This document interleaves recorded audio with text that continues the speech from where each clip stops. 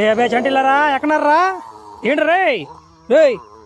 దేంగా నిద్రపోతున్నారు కదరా ఏం మనుషులు మీరు దున్నపోతు పునుకున్నారు కదా రే పని చేస్తుంటా నేను పక్క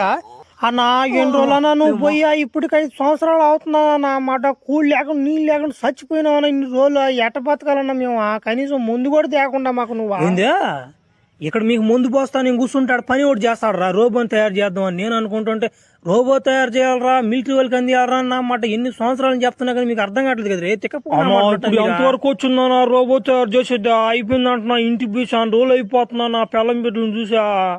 చొప్పున ఇంటి దాకా పోయి చూసుకుని వచ్చేస్తావా ఏంద్రా నువ్వా